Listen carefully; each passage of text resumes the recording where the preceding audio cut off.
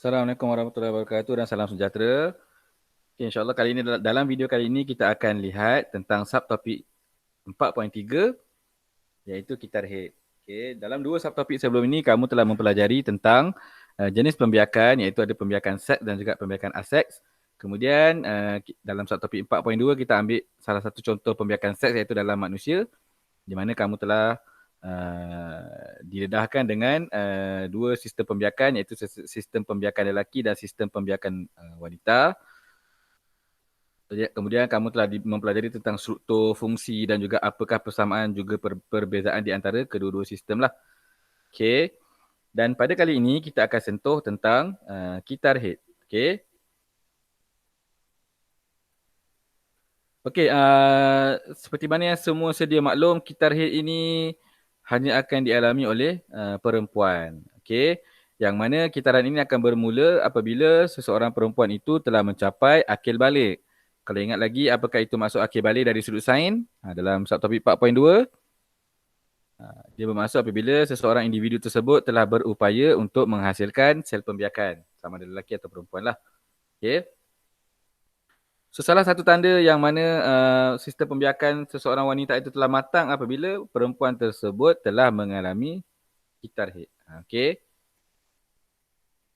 So, apa itu haid? Haid ini ialah peluluhan ataupun kita panggil dinding keluar darah lah. Keluar darah ataupun peluluhan.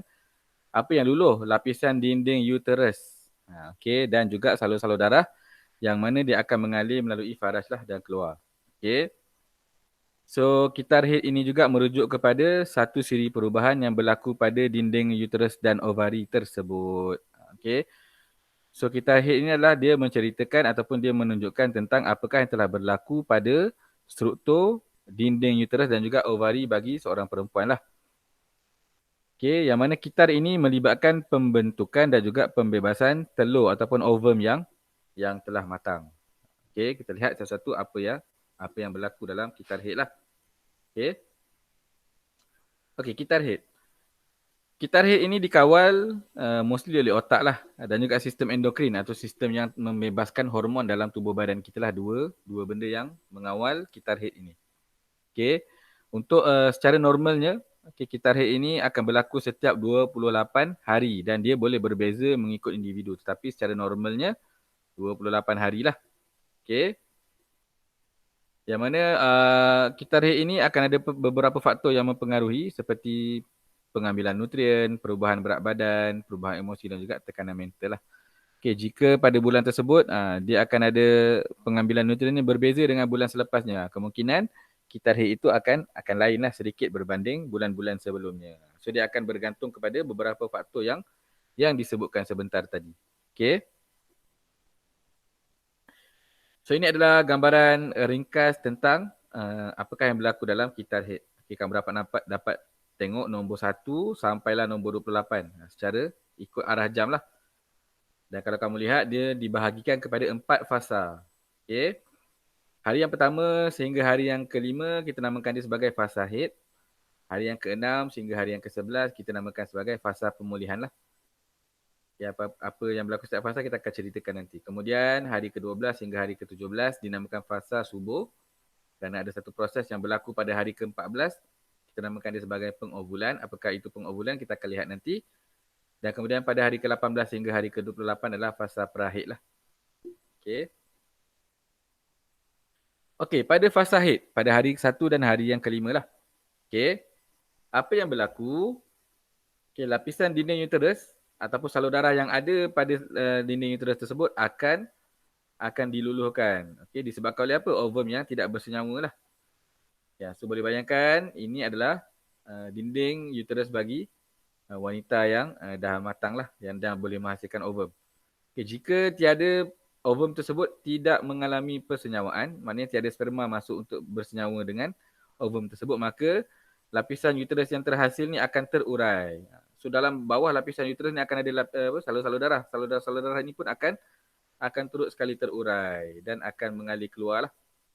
Itulah yang kita namakan sebagai darah haid. Darah haid tu itulah yang biasanya berlaku 1 ke 5 hari.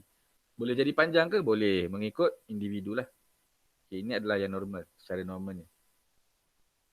Kemudian kita pergi kepada fasa yang kedua iaitu fasa pemulihan. Bermula pada hari ke-6 sehingga hari yang ke-11. Hari-hari ni dia bermula pada hari pertama. Dia hari ke-6 ni, hari ke-6 apa? Hari ke-6 selepas head pertama berlaku. Okay, bila darah head tu keluar, itu kira hari pertama. So, pada hari yang ke-6 tu biasanya akan bermula fasa pemulihan lah. Apa yang berlaku dalam fasa pemulihan? Okay, dinding uterus yang luluh tadi tu dia akan mula menebal kembali. Okay.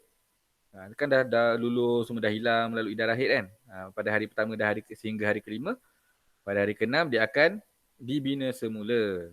Okay. Okay, salur darah yang hilang pun akan terbentuk kembali dan dia akan menebal kembali kerana apa? Untuk bersedia menerima takut-takut ovum yang dihasilkan pada bulan sekarang ni akan disenyawakan. So uterus ni dia akan menebal dululah. Bersedia untuk menerima penempelan sel yang telah disenyawakan. Okay. Sampai hari ke-11. Sampailah bermula hari ke-12 hingga hari ke-17 kita namakan dia sebagai fasa subur kerana apa?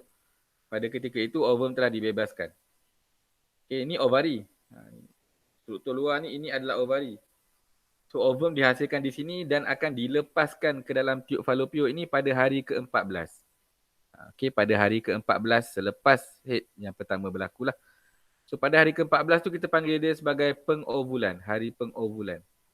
Di mana ovum ni telah dilepaskan daripada ovari masuk ke dalam tiub falopio lah. Okay, tapi fasa subur bermula hari yang ke-12 lagi. Okay. So dinding apa yang berlaku dalam fasa ini, dinding uterus pun terus berkembang, makin tebal, makin tebal, makin tebal. Ovum akan tunggu dekat tiub falopio inilah.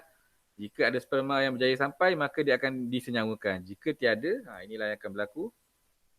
Okay, jika ada sperma, persenyawaan mungkin berlaku. Dia bukanlah akan mesti berlaku, tak. Dia mungkin berlaku.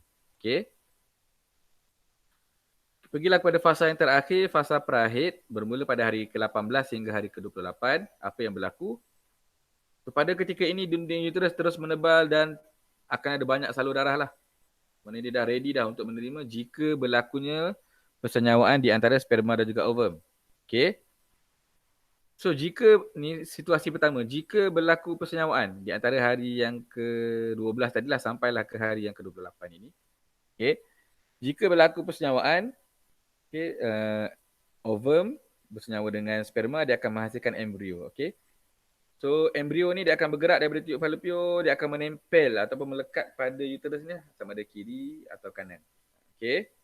So ni adalah tempat di mana embrio tu akan menempel ataupun melekat jika berlaku persenyawaan. Okey, apa berlaku jika tiada persenyawaan berlaku? Maknanya ovum ni tunggu sperma tak ada. Memang tak adalah. Maknanya dia pun belum kahwin ke apa dan sebagainya. Sperma tu tidak memasuki ruang ini. Okay, jika tidak berlaku persenyawaan, maka kita head ni akan berulang semula. Maknanya dia akan, selepas hari ke-28 ni, dia akan terus pergi macam kita head yang pertama tadi tu. Hari yang pertama. Fasa head balik. So dinding uterus ni dia akan luluh. Dia akan luluh, dia akan hilang dan sebagainya. Selama 5 hari lah lebih kurang. Okay, jika berlaku persenyawaan, maknanya orang tu tidak akan mengalami head lah. Maknanya dinding ni akan terus menebal. Boleh faham? Jika berlaku persenyawaan, maknanya kita ni akan terus terhenti lah. Maknanya orang tu tidak akan mengalami head sehinggalah dia melahirkan anaknya. Selepas tu mungkin dia akan mengalami head balik. Boleh faham? Jika ada persenyawaan. Jika tiada persenyawaan, maka kitar head ini akan berlaku kembali. So kita akan kembalilah kepada hari yang pertama yang kita belajar pada slide sebelum ni. Boleh? Okay, so dia ada 28 hari yang dibahagikan kepada 4 fasa. Fasa head, okay, fasa pemulihan, fasa kesuburan dan juga fasa prahid. Kita tahulah. Okay, ketika berlakunya head ini penting bagi seseorang individu tersebut untuk menjaga kebersihan diri. Okay. Kerana apa? Ini bagi memastikan sistem pembiakan tu tak dijangkiti oleh mikroorganisma. Sebab kita tahu dalam tu ada sel-sel yang akan mati, betul? Dinding yang luluh, salur darah dan sebagainya. Okay. So penjagaan kebersihan ni pentinglah bagi memastikan sistem pembiakan itu tidak dijangkiti mikroorganisma seperti bakteria, virus dan juga kulat.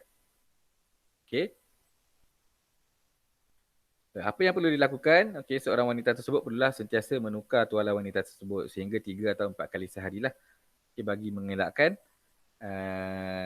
jangkitan bakteria yang mana dia boleh menyebabkan salur kencing itu dijangkiti. Okay. So wanita haid juga digalakkan untuk mandi dengan kerap bagi membersihkan tubuh badan. Okey. Apakah yang berlaku apakah masalah yang berlaku dalam kita haid? Okey. Jika kita haid bagi seseorang wanita itu tidak stabil, okey, dia boleh jadi terlalu panjang atau terlalu pendek lah. Okey. Dan masalah ini mungkin disebabkan oleh beberapa faktor. Yang pertama seperti tiba-tiba berat badannya bertambah. Okey, tiba-tiba sistem endokrin dia ada masalah. So penghasilan hormon tu tidak seimbang ataupun dia terganggu emosi. Ada juga disebabkan oleh senaman juga mempengaruhi hormon yang dihasilkan. So akan efek juga kitar haid seseorang tersebut. Okey. So itu adalah di antara benda-benda yang boleh mempengaruhi kitar haid. Okey. So dalam subtopik 4.3 ni, walaupun perkara ini hanya berlaku kepada wanita, tetapi penting bagi seseorang lelaki tersebut untuk turut memahami apa yang berlaku pada seseorang wanita tersebut. Okey. So cikgu harap semuanya faham kitar haid yang berlaku. Agak simple sebab kamu akan belajar lagi detail hormon apa yang terbentuk, apa yang melepaskan hormon tersebut dalam biologi tingkatan 4. Okey. Ini adalah pengenalan untuk kitar haid. Kamu akan jumpa lagi dalam biologi tingkatan 4. Cikgu harap semuanya faham. Okay, jika ada persoalan boleh terus tanya. Assalamualaikum warahmatullahi wabarakatuh.